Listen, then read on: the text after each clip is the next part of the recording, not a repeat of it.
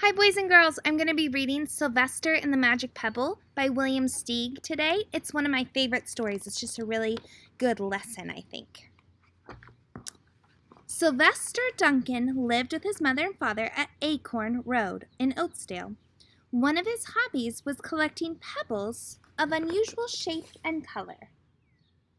Boys and girls, do you have any hobbies like that?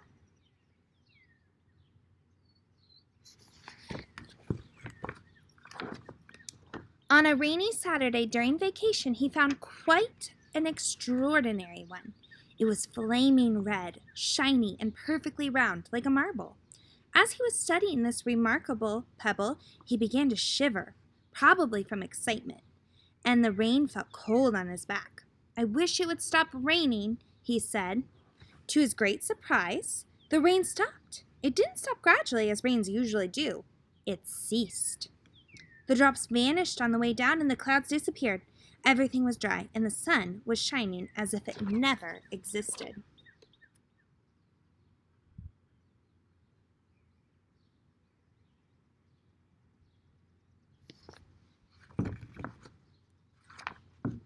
In all his young life, Sylvester had never had a wish gratified so quickly.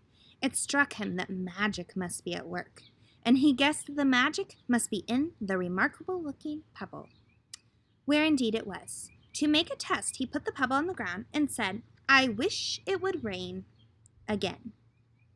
Nothing happened. But when he said the same thing, holding the pebble in his hoof, the sky turned black. There was lightning and a clap of thunder, and the rain came shooting down. "What a lucky day this is," thought Sylvester. "From now on, I can have anything I want. My father and mother can have anything they want. My relatives, my friends, and anybody at all can have everything anybody wants." He wished the sunshine back in the sky, and he wished a wart on his left hind fetlock would disappear, and it did. And he started home, eager to amaze his father and mother. And his magic pebble, with his magic pebble, he could hardly wait to see their faces. Maybe they wouldn't even believe him at first.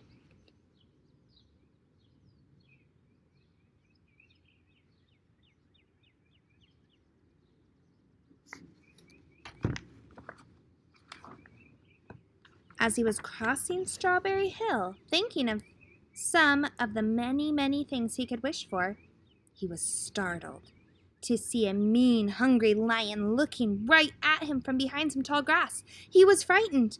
If he hadn't been so frightened, he could have made the lion disappear, or he could have wished himself safe at home with his father and mother. He could have wished the lion would turn into a butterfly or a daisy or a gnat. He could have wished for many things, but he panicked and couldn't think carefully. Boys and girls, what do you think is going to happen?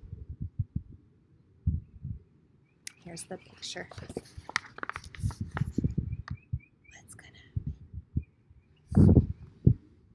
"I wish I were a rock," he said, and he became a rock. The lion came bounding over, sniffed the rock 100 times, walked around and around it, and went away confused, perplexed, puzzled, and bewildered. "I saw that little donkey as clear as day. Maybe I'm going crazy," he muttered.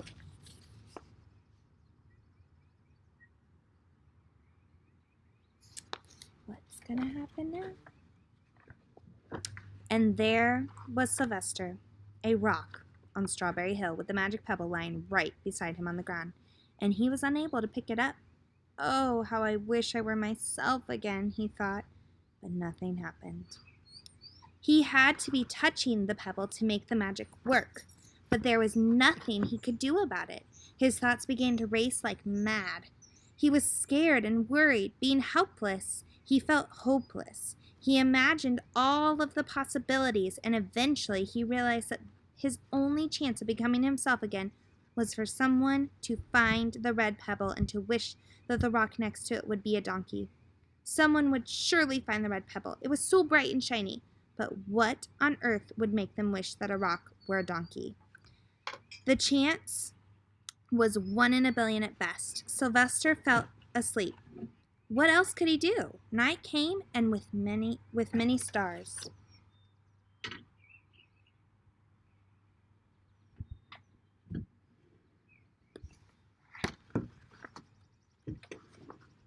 Meanwhile, back at home, Mr. and Mrs. Duncan paced the floor, frantic with worry.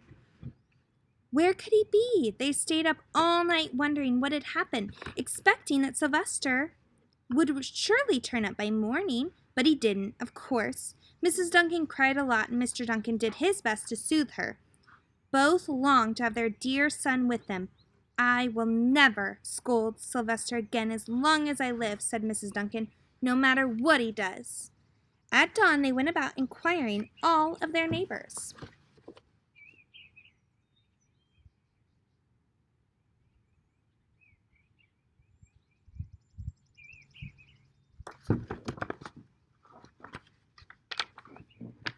They talked to all the children, the puppies, the kittens, the colts, the piglets. No one had seen Sylvester since the day before yesterday. They went to the police. The police could not find their child.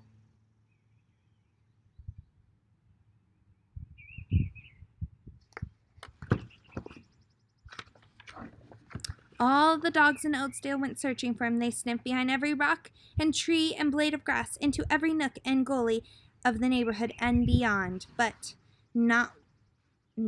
found not a scent of him. They sniffed the rock on Strawberry Hill, but it smelled like a rock. It didn't smell like Sylvester. Poor Sylvester.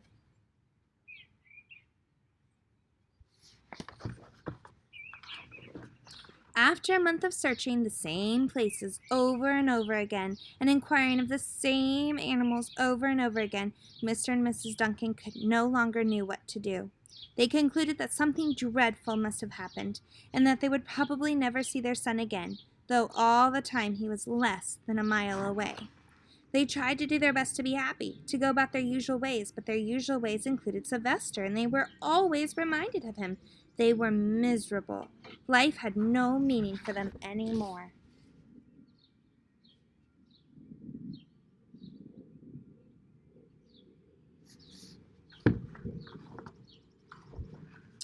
Night followed day, and day followed night, over and over again. Sylvester on the hill woke up less and less often. When he was awake, he was only hopeless and unhappy. He felt he would be a rock forever, and he tried to get used to it. He went into an endless sleep. The days grew colder. Fall came with the leaves changing color. Then the leaves fell, and the grass bent to the ground.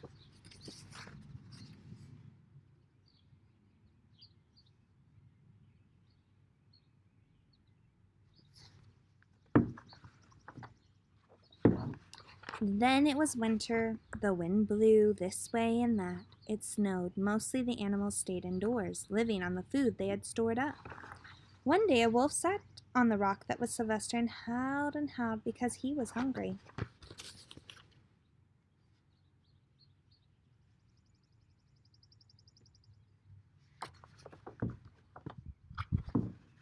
Then the snows melted, the earth warmed up in the spring sun, and things budded. Leaves were on the trees again, flowers showed their young faces. Boys and girls, what do you predict is coming? Do you think he's going to stay a rock? How would he not? One day in May, Mr. Duncan insisted that his wife go with him on a picnic. Let's cheer up, he said. Let us try to live again and be happy, even though Sylvester, our angel, is no longer with us. They went to Strawberry Hill. Mrs. Duncan sat down on the rock. The warmth of his own mother, sitting on him, woke Sylvester up from his deep winter sleep. He wanted to shout, "Mother, Father, it's me, Sylvester, I'm right here." But he couldn't talk. He had no voice. He was stone dumb.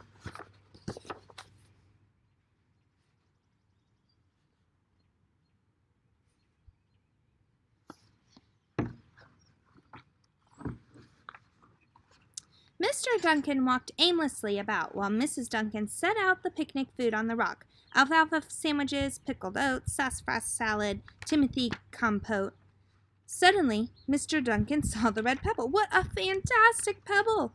he exclaimed. "Sylvester would have loved it for his collection." He put the pebble on the rock. They sat down to eat. Sylvester was now as wide awake as a donkey that was a rock could possibly be. Mr. Duncan Mrs. Duncan felt some mysterious excitement. "You know, Father," she said suddenly, "I have the strangest feeling that our dear Sylvester's still alive and not far away." I am! Sylvester wanted to shout, but he couldn't. If only he had realized that the pebble resting on his back was the magic pebble.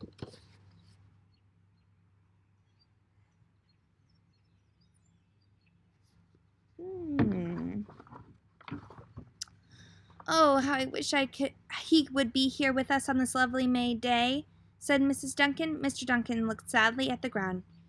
"Don't you wish for it too, Father?" she said. He looked at her as if to say, "How can you ask such a question?" Mr. and Mrs. Duncan looked at each other with great sorrow. "I wish I were myself again. I wish I were my real self again," thought Sylvester. And in less than an instant, he was. You can imagine the scene that followed: embraces, the kisses, the questions, the answers, the loving looks, and the fond exclamations.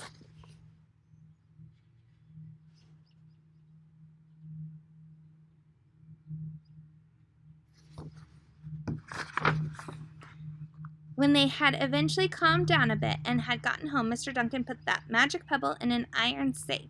Someday they might want to use it, but really, for now, what more could they wish for? They had all they wanted.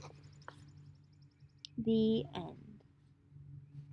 I think the lesson of this book, boys and girls, is to make sure that be careful, first of all, what you wish for, because you never know what's going to happen or what's coming. And then the other lesson is just to be grateful for what you have and be grateful for the people around you. All right, thanks for listening.